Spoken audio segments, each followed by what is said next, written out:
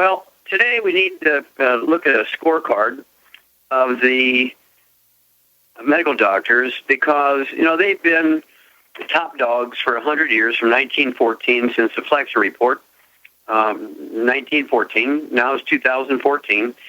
And they've been a protected monopoly, self-policing, no oversight by any agency. And what do we got for this? We're 92nd in healthiness.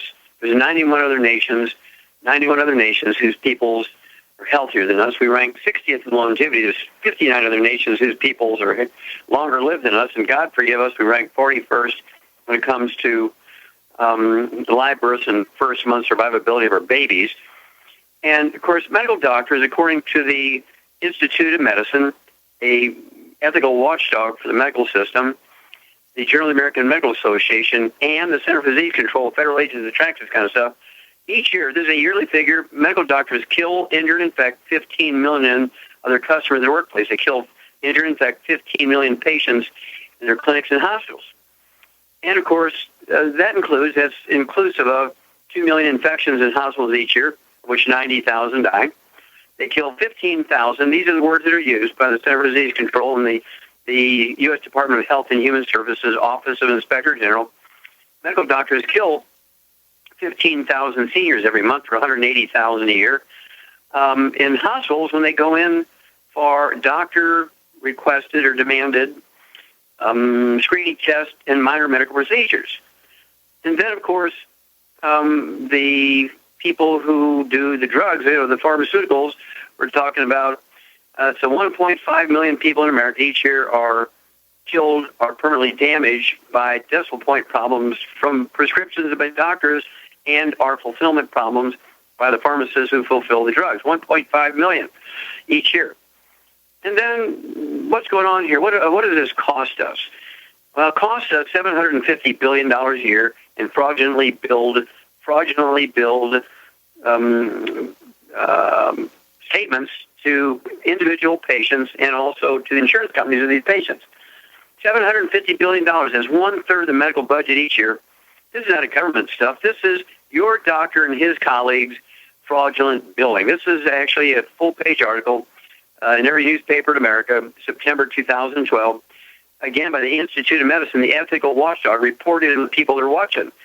Okay, $750 billion each year is fraudulently billed by your doctors. Not a single doctor lost his license. Nobody went to jail.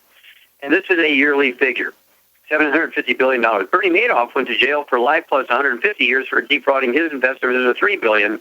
And here's one group in their workplace does it every year, $750 billion, and nobody gets punished. Okay? And then, of course, the cost for one autistic kid from the time they're 4 years old to 18 is $2 million per kid. And then, of course, I run into these things thousands of times a month. Okay? Where you get somebody who is diagnosed with lupus. They're, 16, 18 years old. They're diagnosed with lupus. They have all kinds of problems. And they've been to 14 doctors. They have all kinds of tests, hundreds of thousands of dollars for the tests. And they have to come in for all these injections and everything. And we put them on a gluten-free diet and give them the 90 essential nutrients, and it all goes away in a week or 2 weeks. I just had one just recently. And then another one, a lady was diagnosed as having ALS, Lou Gehrig's disease, and they were going to give her prednisone and cortisone and told her, well, there wasn't much they could do. They could just sort of relieve her discomfort until she died in 8 years. And she's sort of 40-something years old. And it turns out she just had a simple biotin deficiency, one of the cousins to B vitamins, biotin deficiency. We just gave her double the dose of the minimum daily requirement of biotin, and in 3 days' time it went away. Okay, and then what about diabetes? Well, we've known for 70 years that type 2 diabetes is a simple deficiency of a single mineral. You take all 90 essential nutrients with an extra amount of that little bit of mineral, and guess what? Within 2 weeks, 3 weeks, 4 weeks, longest 2 months, it goes away. We can make America a type 2 diabetes-free country in a couple of months. We can make your town a diabetes-free town in a couple of months. We can make your church a type 2 diabetes-free church in a couple of months. We can make your family a diabetes-free family in a couple of months. Well, I got to ask my doctor. Well, then you're dead, because your doctor will say this is all nonsense. Just keep taking your insulin. Well, how much would you take your insulin until you don't need your insulin anymore? What about rheumatoid arthritis? Your doctor will make $750,000 over 25 years treating you. And really, he should only make $300 for curing you. Ask your doctor about the cure. Okay, well, you kill the bug with minocycline, which is a tetracycline antibiotic, in 2 weeks. And then you just have to deal with the deformities caused by the infection. It takes a couple of months by supporting or promoting maintenance repair for the 90 essential nutrients. Then what about Lyme disease? Well, for 20 years I've had Lyme disease. Well, your doctor is milking your insurance company because Lyme disease should only take 2 weeks to kill with an antibiotic. It's a close relative to the syphilis bacteria, very easily killed. If you've been treated for 20 years, your doctor is milking you like a milk cow. Okay? I want you to get a hold of the book, Epigenetics, The Death of the Genetic Theory of Disease Transmission, Immortality, and Rare Earth Bin Cures. Again, the book, Epigenetics, The Death of the Genetic Theory of Disease Transmission, Immortality, and Rare Earth Bin Cures. Those 3 books will set you on the path to set you free. Get rid of the chains of slavery under the medical system. They have failed us terribly, and we need to stop using them, and so become very humble if we stop using them. They need to go away. And, of course, the government's not going to do it. They're not going to voluntarily do it. Just remember all the predators who joined the medical system because they never get charged with anything. The perfect place for predators. That's it. We'll be back with Dead Doctors on Live Disease Net. Okay, Doug, what pearls of wisdom do you have for us? Well, I thought we'd talk a bit about the ER closures, as we've got a CNN story here headlined, ER closures raises deaths at nearby hospitals. They go on to say emergency patients who are admitted to a hospital are at greater risk of dying if another emergency room at a hospital nearby has closed its doors, according to a new study of California hospitals. The analysis is believed to be the first to examine the impact of emergency department closures at that what they have on the quality of care of patients at other hospitals within the same service area. They say 6% of the nation's ERs have closed their doors in recent years, including many that serve poor inner city and rural communities. At the same time, number of emergency visits throughout the country has increased by 51%, has led to more overcrowding and longer waits for emergency care. This was all published in the journal Health Affairs, according to Dr. Renee Hisa, and associate professor in Department of Emergency Medicine and the Institute of Health Policies Studies at the University of California, says the emergency department closures generally happen in vulnerable communities, but their ripple effects expand to other hospitals. They used data from the California Office of Statewide Health Planning and Development, and they identified 48 hospitals that had closed their emergency departments in the state between 1999 and 2010, that analyzed inpatient deaths among 16 million adult patients admitted through ERs during the same period. They found that 4 million of those admissions were at hospitals located near another ER that had closed. Patients affected were more likely to be Black, Hispanic, female, and under the age of 65, and are also more likely to be uninsured or on Medicaid, and to be sicker overall after adjusting for the different patient and hospital characteristics. Researchers found that among the inpatients at hospitals affected by the ER closures, 5% were more likely to die than patients at other hospitals. The increase of risk of death for the affected adults under the age of 65 was even greater. Risk of dying at a hospital increased by 10%, with similar patients who were not affected by a closure. They go on to say a heart attack, stroke, sepsis, and patients faced a 15% risk of dying if a hospital had been closed nearby. Researchers say the ER closures may contribute to mortality of other state hospitals in an increased distance travel time to the ER, also exacerbating crowding, prolonged waiting times. Closures may also cause some patients to postpone seeking care, so they're in worse shape when they arrive. Number of ER nationwide dropped. The ERs actually closed went from 4,884 in 96 to 4,594 by 2009, and this was all statistics from the National Center for Health Statistics. And I would recommend that probably going to the ER at all increases your risk of dying. Yeah, of course, Lucian LePay from the head of the Department of Public Health at Harvard Medical School said that 52% of the licensed medical doctors working in ER rooms, as well as on duty during their working day, are intoxicated on alcohol, street drugs, and prescription drugs. 52%. So it's kind of a throw of the dice whether you're going to get somebody sober or drug-free when you go into an emergency room. And as you point out, it is problematic. You go in to have a baby, and they cut your arms off. You go into, because you have an eye problem, They give you a heart transplant. Oh, gosh, it was the wrong patient. Okay, who knows? They may have wanted your heart because of your blood type. Okay? And so you say, oh, come on, they wouldn't do that, would they? Yeah, right. Any group of people who will steal $750 billion from their customers can do anything. Stay away from them. Thank you, Doug. We'll be back after these messages. Okay, Doug, let's go to callers. Let's head to Pennsylvania. And Sarah, you're on with Dr. Wallach. Hello, Sarah, you're on the air. Yes. Hello, doctor. How are you? Fine, thank you. How can I help you today? Okay. I have a myriad of health problems. I started out, I believe when I was a child, I must have gotten this parasite that I've only discovered recently. And then I developed allergies about 20 years ago, severe allergies, and it led into electrical hypersensitivity. I don't know if you're familiar with that. And then I developed a weak immune system where now insects are biting me, all kinds of insects and parasites. It's a horrible life right now. First of all, how old are you, Sarah? I'm 57. Okay. And how much do you weigh? Low thyroid, and I'm developing diabetes. Okay, so you have pre-diabetes. Uh-huh. Okay, how much do you weigh?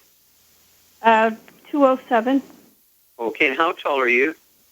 About now I'm probably 5'3". 5'3"? Is that correct, 5'3"? Yes. Okay. Now, do you have any skin problems, any dry skin, eczema, dermatitis, or psoriasis?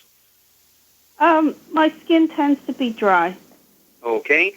And do you have any bowel problems, constipation, diarrhea, bloating, reflux, any of that kind of stuff? Bloating mostly. Okay. Do you have any children? No. Okay. Do you have any brothers and sisters? Yes, I do. Okay. Did any of them have any asthma or bronchitis, anything like that? Yes, they do. Okay. How many brothers and sisters do you have? I have 2 brothers and 2 sisters. Okay. All right. Shar, what's the problem here? She's got a gluten intolerance, for sure. Yep. Absolutely drop dead, dear. Now, if you wanted to know about parasites, I want you to get a hold of that trilogy of books, Let's Play Doctor, Let's Play Herbal Doctor, and Passport Aromatherapy. Particularly the book Let's Play Doctor. There's a whole section, a whole chapter on home laboratory. It'll help you figure out what your parasites are. It'll tell you exactly how to find out your own stool exam. If you're too squeamish to do that, you can take your bowel movement into the veterinarian in the neighborhood and tell him it's from your dog or your cat, and he'll look at it and tell you what's in there. But you can do these things yourself. Again, the book Let's Play Doctor will tell you how to do it. Then, as far as things like low thyroid, that's easy enough. And so hang on. We'll be back, and Shar and I will give you a program. So get your pen and paper ready. Okay, Doug, let's go right back to PA and Sarah. All right. Okay, Shar. Obviously, she got to get on a gluten-free diet. Yes. And what would you do? What basic program would you give her? Because she's got pre-diabetes, she's got low thyroid, she's got low immune system. She maybe have an immune system resulting in maybe parasites and so forth. She got bloating. What would you do for all that stuff? And she's overweight by about 100 pounds. I would get her on 2 healthy blood sugar packs, and that'll take care of the pre-diabetes and everything. And for the parasites, I'd get her on the killer biotic. Okay.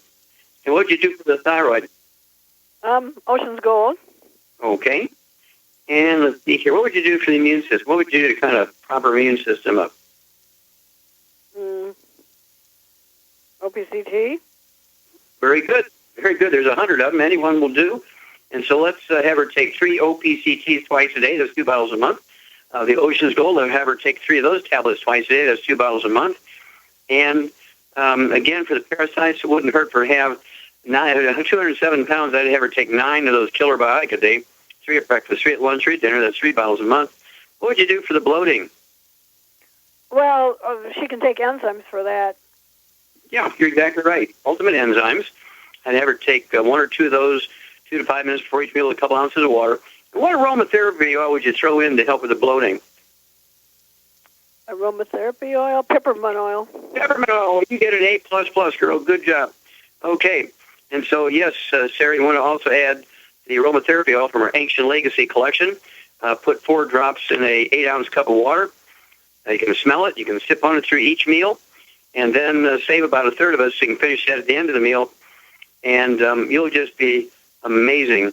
Okay, now when it comes to the 80, 90, 100 pounds you need to lose, I'd go ahead and take the ASAP under your tongue, 1 drop or full under your tongue 30 minutes before each meal, and let it absorb through your oral tissues and not swallow it. And you'll begin to lose, after a couple of days, you'll begin to lose a half a pound to 2 pounds a day. Call us every couple of weeks if you would, Sarah. Bring us up to date. And don't forget that book, Let's Play Doctor, Let's Variable Doctor, and Passport to Aromatherapy. Those 3 books will kind of help you with all this stuff, understand what's going on. And particularly the book, Let's Play Doctor, the home laboratory chapter, and also the book, Let's Variable Doctor. There's a whole section in both of them on parasites, what they look like under the microscope, what you're looking for in wormy-type parasites, one-cell parasites, and certain herbal things, aromatherapy things you can do about it. And, of course, Killer Biotic is a great blend of 8 herbs, which support the immune system as well as kill bugs. Call us every couple of weeks. Give us a report. Okay, let's see here. Doug, let's go to callers. How about a break? Well, let's cover one of those breaks. Well, stick with us. We'll be back with more Truth, Justice, and the Longevity Way on Dead Doctors Don't Lie after these messages. Let's head to Minnesota. And Jim, you're on with Dr. Wallach. Hello, Jim. You're on the air. Yes, Dr. Wallach, I appreciate talking with you. Yes, sir. How can we help you? Well, I have a young man. He's 24, and the main problem is he has had 3 blood clots. The last one was pulmonary, and they say it's from a lack of factor V, and I'm out of the loop on that one. I have no idea what this is. Okay. Second. Go ahead. What's the second thing? Okay, he's been having some pain in the knees, the ankles, and periodically in the hands. They have found a little bit of high uric acid in the blood. Now they want to go in and draw fluid from the knee to find out if it's actually in the joint so that it would be like a gouty arthritis. But the guy is only 24. Now, do you have a protocol for this, especially for the blood clot business? Sure. Okay. Now, let me ask you, how well do you know this fella? Oh, I've known him since he was a little kid. Okay. Is he your son or grandson? Or? No, he's just a friend. Okay. All right. Does he have any history of asthma or bronchitis? No. Okay. Does he have any history of skin problems, eczema, dermatitis? Not that I'm aware of. Okay. Does he have any history of bowel problems, like constipation, diarrhea, irritable bowel syndrome, diverticulitis? Did he have his appendix out? He has not admitted to any of that. Okay. All right. It may be just straightforward deficiencies. Shar, what would cause pulmonary embolism, blood clot in the lungs? Well, what he needs to get rid of it is the nightly essence. But what causes it is not taking enough essential fatty acids. Exactly right. Now, this is one of my lawsuits against the FDA. One of my 8 lawsuits against the FDA is that blood clots in the lung, coronary artery blood clots in the arteries in the brain, thrombotic stroke, pulmonary embolism, as we've just said, deep vein thrombosis in the legs, are all caused by a deficiency of the omega-3 essential fatty acids, as Shar said, are a ratio problem between omega-3, 6s, and 9s. And so we need to work on that. Also, factor V, as I understand it, if that was a factor, it would have shown up long before he was 24 years old. Okay, factor V is a protein produced by the liver, and of course, the liver needs selenium and B vitamins and all kinds of the other 90 essential nutrients to provide all these sort of things. So, let's see, what does this guy weigh, you think, sir? I would say he's about 250, maybe 260. Okay, so he's a big fella. How tall is he? He's like 6'3". Okay, so he's a tall fella. Okay. Do you have any brothers and sisters, you know? He has 2 sisters. You know if they have any asthma or skin problems? I don't think they do. Okay. All right, let's just go for straight deficiencies here. Char, what would you do for a 260-pound guy, history of blood clots, and a pain in his joints? What would you do for this guy? I would get him on 3 healthy bone and joint packs, and I would also get him on the nightly essence to make sure they're all dissolved. Okay. Very good. And basically, 2 healthy bone and joint, or 3 healthy bone and joint packs, right? Is that correct, Char? That's what I said, yep. Yep, because he weighs 260 pounds. He needs 1 per 100 pounds of body weight. We're going to round it up to the nearest, and that's 300 pounds. So ideally, he would be taking 1 ounce of the Osteo FX Plus at breakfast, lunch, and dinner, 2 scoops of the Beyonce Tangerine 2.0 NutriCrystals at breakfast, lunch, and dinner, 3 of the EFA Pluses at breakfast, lunch, and dinner for a total of 9 a day. Then he would have 15 glucogel a day, 5 at breakfast, 5 at lunch, 5 at dinner. I would also throw in, for the liver health, what mineral would you throw in for the liver health, Char? Selenium. There you go. Yeah, I'd throw in 3 bottles of selenium a month. That'll be 3 times a day. Be a total of 9 selenium of a day. There'll be 3 at breakfast, 3 at lunch, 3 at dinner. And again, the nightly essence, which is a blend of herbs, which includes, and also a blend of enzymes.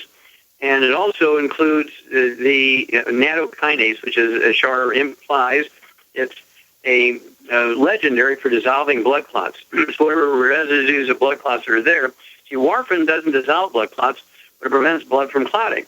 So once you have a blood clot, you still need to work on getting rid of the ones that are there.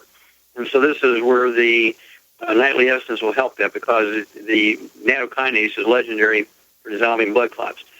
And the glucogel, of course, 15 glucogel a day are going to support, promote, maintenance, repair of cartilage, ligaments, tendons, connective tissue, disc between the vertebrae, bone, makes bone itself. The selenium will help the liver be happy, along with everything else. And then give us a call every couple of weeks. Personally, I wouldn't get too excited about getting fluid drawn off his knee. He could eliminate, because he may have a little high uric acid because his liver's not happy. That's why the factor 5 is out of whack. I would go ahead and just make sure that he's giving up things that are the raw materials for the body to make uric acid. No legumes, no peanuts, no peas, beans, lentils, that kind of stuff. And no organ meats. That means absolutely no liver, heart, brain. Most people don't mind giving that stuff up. And then call us every couple of weeks, if you would, Jim. Let us know how this guy's doing. Okay, Doug, let's go to callers. Let's head to Montana. And Josh, you're on with Dr. Wallach. Well, Josh, you're on the air. Yes, Dr. Wallach. Thanks for taking my call. Yes, sir. How'd it go? I've got cystic fibrosis, and I'm 150 pounds. I'm 5'5", 24 years old. I've been on the longevity product for 3 months. The Beyonce Tangerine 2.0, 1 a month. The Ultimate Selenium, 4 bottles a month. The plant-derived minerals, 2 bottles a month. And the Healthy Body Brain Heart Pack, 1 a month. And I've still got real bad cough, a lot of mucus. But my other stuff seems to be getting a lot better. What can I do for the mucus? Oh, great. For the mucus? Yes, for the mucus in the lungs. Yeah. Okay, well, what you want to do for that, of course, is to take and add to what you're taking the CM Plus capsules. What do you weigh? You say weigh 150 pounds? Uh-huh. Okay, I'll go ahead and take 9 of those CM Plus capsules. They'd be 3 bottles a month. Add that to what you're doing. And that'll allow you to have 3 at breakfast, 3 at lunch, 3 at dinner. And it's going to deal with the inflammation. And, of course, make sure you're taking a total you're taking the Healthy Brain and Heart Packs, right? Uh-huh. So you're getting 3 selenium twice a day, maybe more if you can afford it. That's minimum 3 twice a day of our Ultimate Selenium. If you can, take 3 times a day. But take, hold that CM Plus capsules so you get the inflammation down. Be sure you're taking in a minimum of 9 of the EFAs or EFA Pluses a day. 3 at breakfast, 3 at lunch, 3 at dinner. That'll be a total of 3 bottles a month to pull that off. Get those omega-3s up, and that'll help dilate those bronchi so you can cough that stuff up. We'll be back after these messages.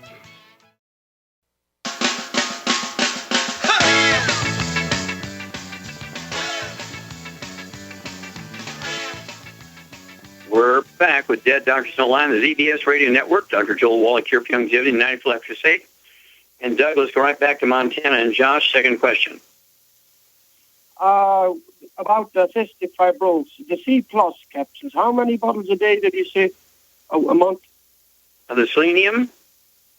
The C+ capsules. Oh, C+ capsules. It'd be 3 bottles a month. 3 at breakfast, so you can have 3 capsules at breakfast, 3 at lunch, 3 at dinner. 3 bottles a month. And that's C+? CM, 2 letters, Cat Mary Plus. Mm-hmm.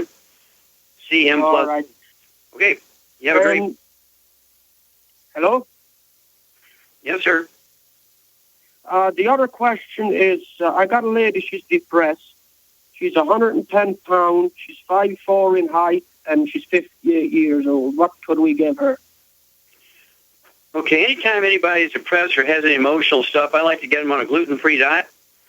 Get her off of all fried foods, processed meats, with nitrates and nitrites, no oils, no gluten. And I'd get her on 1 healthy brain and heart pack per month. I would also get her on the de-stress capsules, 3 of those twice a day, 2 bottles a month. And I would also have her be sure that she's not a vegetarian. I want her eating a couple of eggs at breakfast every morning, a couple of eggs in her salad at lunch or dinner time. Make sure high-quality protein. Stay away from sugar.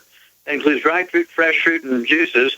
She can get all the nutrients she needs from vegetables without the risk of sugar. Call us every couple of months, Josh. Okay, Doug, we have time to squish in another one? Yeah, let's head to Georgia. And Nene, you're on with Dr. Wallach. Nene, you're on the air. Yes, sir. Good evening. My question, I'm 43. I had 2 babies. I just had a baby about 3 months ago. Thank you. And I've been having a lot of symptoms. Like this morning, I was driving, and then I felt like I was just completely dying, where my head went just like I'm passing out. My arms is gone numb, and they told me it's like hormone imbalance, or I'm going through menopause. But I was asking myself, can menopause or hormonal imbalance do that to me? Maybe. But does this happen like within an hour after you eat? I had just ate just a piece of meat and a little bit of egg just before, but I didn't get my full breakfast yet. There is a disease called narcolepsy or reactive hypoglycemia where people eat. Doesn't really matter what you eat, just eat. It could be anything. And you get real drowsy. And again, you can just sort of like go to sleep. Your head falls back and everything wants to just go to sleep. The old days was called narcolepsy. Today it's known as hyperinsulinemia. Did you ever get drowsy before you slept before? Before I slept? No, but did you ever get drowsy before, after you ate? Yes, I do. Okay, so I would guess that that's your high probability. And, of course, having a baby would pull more minerals out of you, so it's going to aggravate the problem. Char, what would you do for kind of a pre-diabetes reactive hypoglycemia problem? I would give her a healthy blood sugar pack. Okay, how much do you weigh, Nene? I weigh about 118 pounds. 115? 118. Oh, 118, okay. Well, Char's exactly right. I'd have you take 1 healthy blood sugar pack per month. I'd also get an extra bottle of sweeties, so you could take 3 sweeties twice a day. Take a full dose of everything else a day and cut it in half, so a half a dose of everything else at breakfast and dinner, except for the 3 sweeties at breakfast and 3 sweeties at dinner time. I'd also get the de-stress capsules, get 2 bottles of the de-stress capsules, take 3 of those at breakfast, 3 at dinner time, and none of this will bother the baby. If you're breastfeeding, that's fine. But if you do have skin problems, you might have a gluten intolerance, so it wouldn't hurt to get off of gluten, sugar. Certainly you want to get off of sugar and gluten, wheat, barley, rye, and oats, get off of fried foods, get off of processed meats and oils, get rid of all the bad stuff.